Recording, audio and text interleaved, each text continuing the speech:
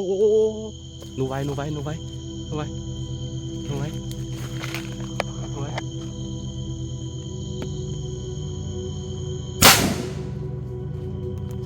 เรียบร้อย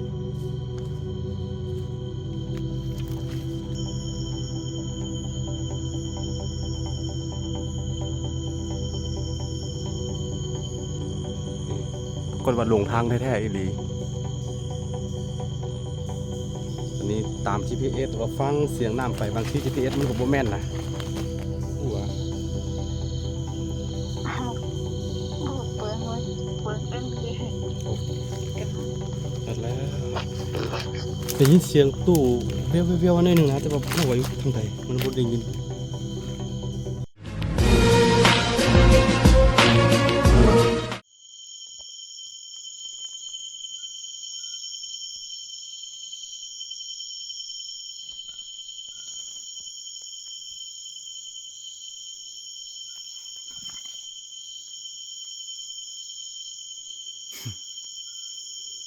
เห็นยงไฟสายแล้วก็มันบินมา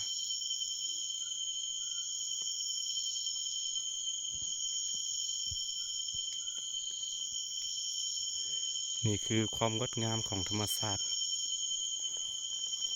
คือแบบนี้เขาก็บ่กินอยู่แล้วนะ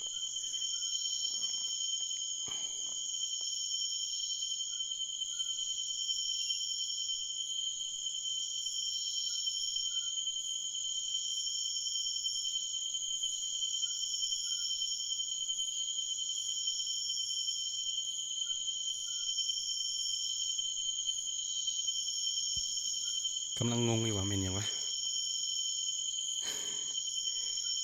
กลางคืนก็หุงดีแท้นี่เราสิสงสัย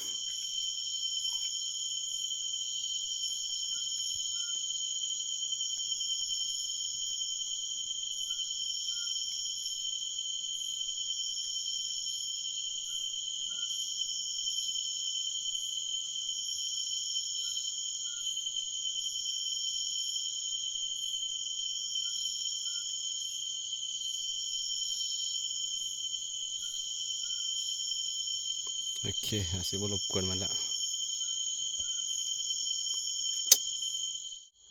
ทุกคน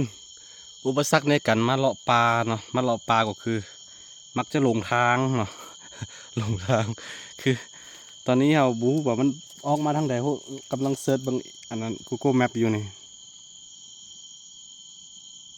ตอนนี้เราอยู่นี่ในอยู่นี่แล้วก็บ้านสวนของเรานี่อยู่นี่เห็นบ่เราค่อยปักมุกไว้ว่าบ้านสวนอาคาน้อยอีนี่นี่มาไกลในบ้านนี่พี่บ่แม่นบ่แม่นบ้านละบ้านในนี้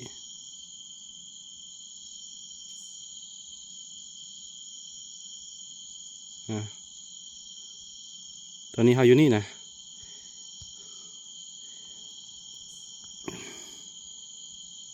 เราอยู่นี่เนาะขั้นมาโอ้ยอีกแล้วทีนี้เราก็ขั้นเราต้องออกไปหาพี่ออกไปนี่เนาะออกไปจุดนี้เพราะบ้านสวนเราอยู่นี่มาค่อนข้างไกลเลย อืม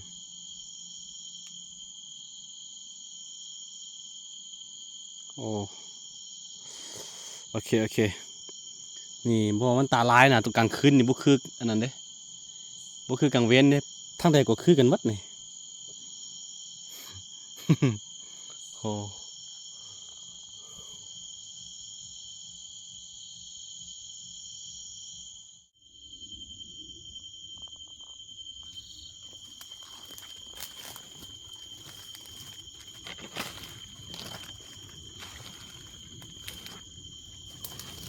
มันไล่ตาพี่น้องไล่ตากลางคืนเนาะ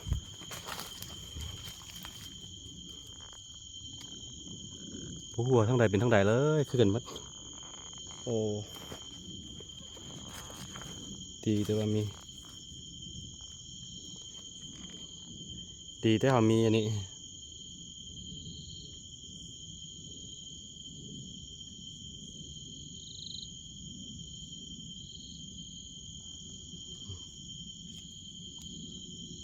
โอ้ยเริ่มตาครับ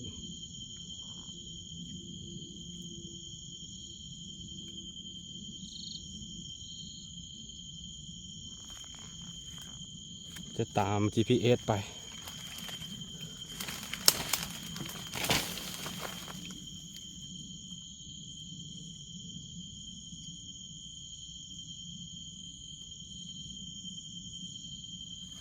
โอ้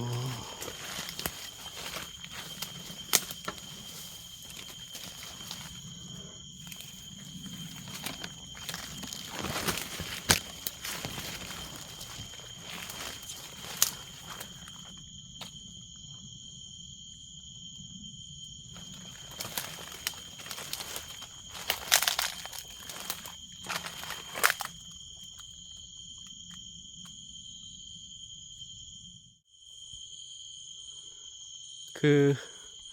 ตอนเขามาเนี่ยเขาไม่เห็นต้นไม้ใหญ่ๆแบบนี้เลยไม่เห็นเขาก็เอ๊ะใจอะเอ๊ะเรียกว่าหลงทางอะนะนี่ปรากฏว่าหลงทางแท้ๆอีหลีตอนนี้ตาม GPS แล้วก็ฟังเสียงน้ำไปบางที่ GPS มันก็บ่แม่นนะ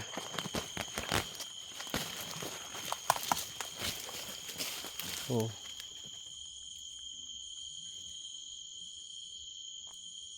ได้ยินเสียงน้ำไหล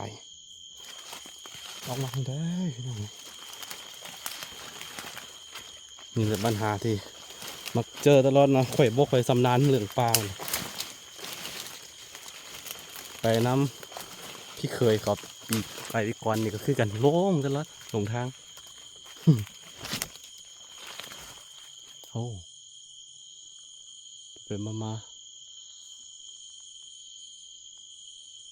หมอดใส่กระบุ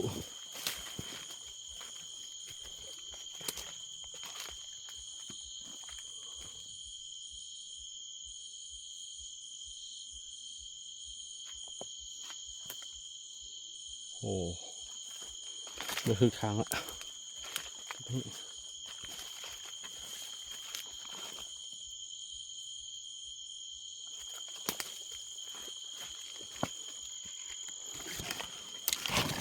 โอ้เป็นจังสิ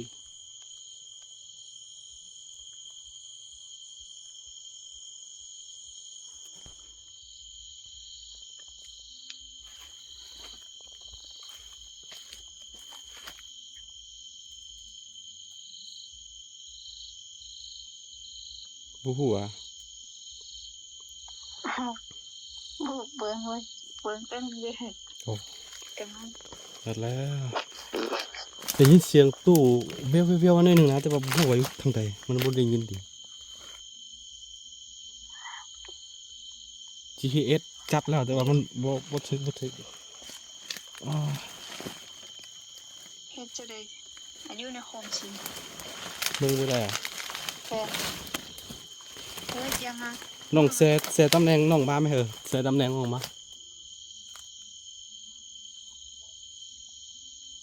อายุเลย น้องแซ่ตำแหน่งน้องมาเออ คู่หลัง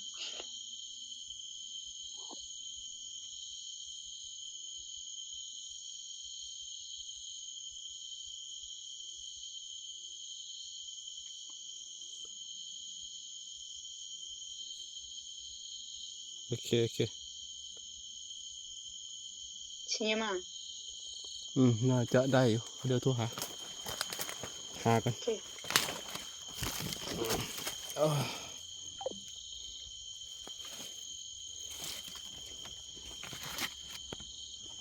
นี่คือตุ่นมังคุดปลาด้วยทุกคน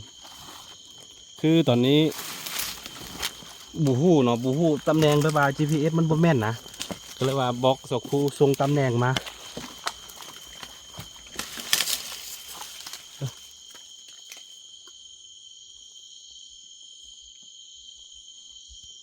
บล็อกสกูส่งตำแหน่งมาแล้วก็ซื้อลองไก่ไปโอ้นี่แหละทุกคนนะอันตรายขึ้นกันได้อนี่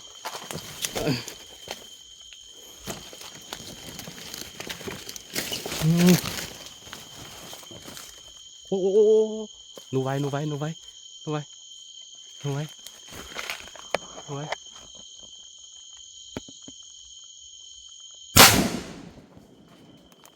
เรียบร้อย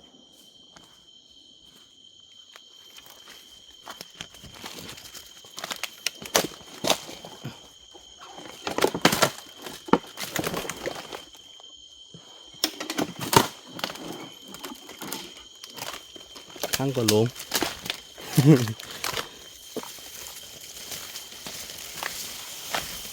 โอ้มีเลือดสิบเลยท้ายทุกคนอันนี้บ่ตายดิโอ้ตัวบักใหญ่โอ้ตัวบักใหญ่เห็นปะให้เบิ้งหางไว้โคตรเลยโคตรใหญ่แต่ว่ามันมีเลือดได้เลยโอ้โหโคตรใหญ่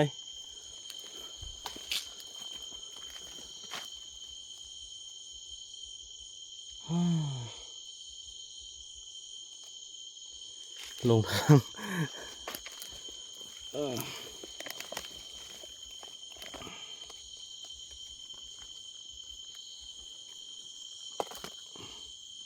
โอ้ตัวใหญ่คักแต่ว่าจะต้องได้ทิศท้ายได้นะเดี๋ยวทิศท้ายได้แน่เดียว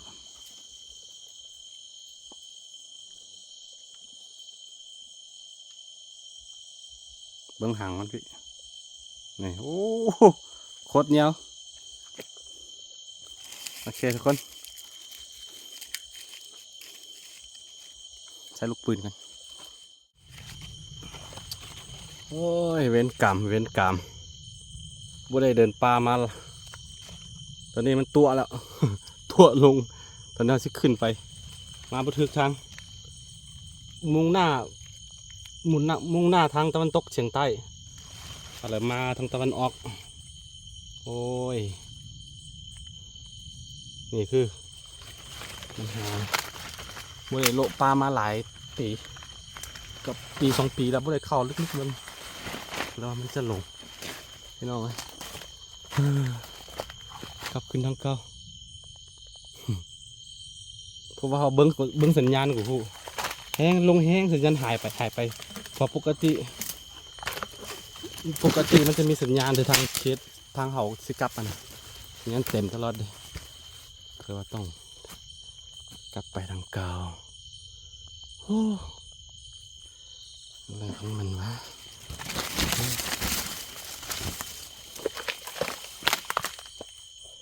โอ้ยเดี๋ยวถ้าหาทางออกบอกโปพบแท้ๆเนาะเราสิได้ข้างไอ้นี่แหละเรามืออื่น เรามืออื่นให้เขามาโห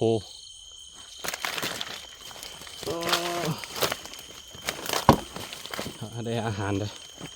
ด้อาหารอยู่รอดอยู่มีกาแฟแต่ว่าบ่มีข้าวโอ้ย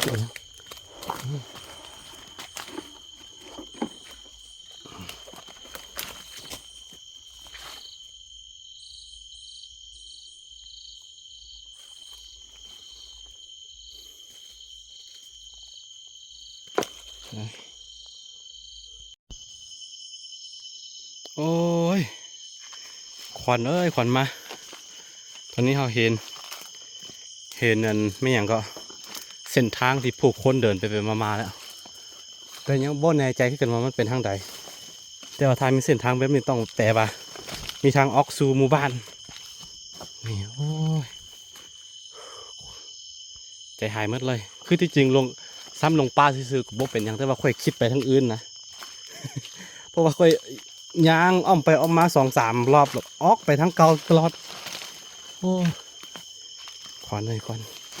สักครู่น่าจะตกใจแฮงเพอโทรไปหา2-3 รอบ